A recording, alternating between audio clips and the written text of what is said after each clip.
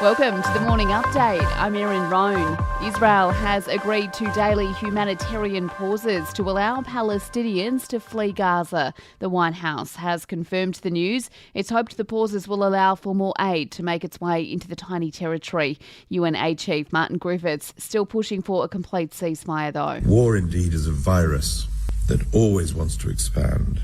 And the current conflict is a wildfire that could consume the region, that could spread, and that we will think these have been the good days when we see what may happen tomorrow.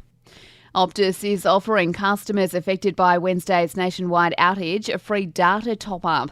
They'll get 200 gigabytes of extra data, with the telco saying it's of much greater value than a refund.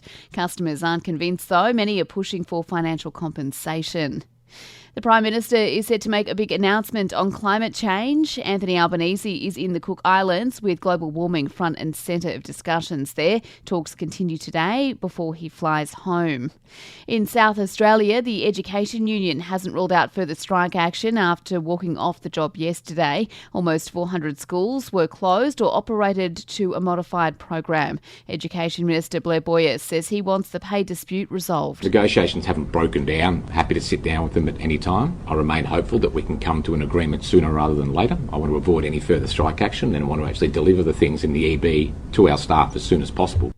And it's lights, camera and action again in Hollywood, with the actors' strike finally ending after 118 days. A tentative deal worth $1.5 billion has been reached. It includes better pay and protections for writers.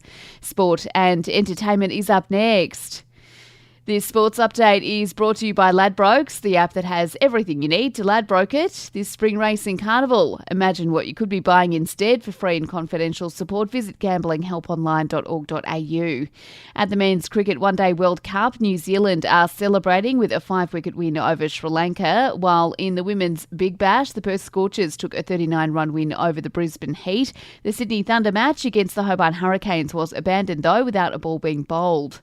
In entertainment news, Jared Leto has gone all out for his band, 30 Seconds to Mars. The actor has scaled the top of New York's Empire State Building to promote the band's upcoming tour. And the first trailer for Inside Out 2 has just dropped. The sequel to the 2015 animated film introduces a new emotion, anxiety. And that's the latest from the Nova Podcasts team. We'll see you later on for another episode of The Update.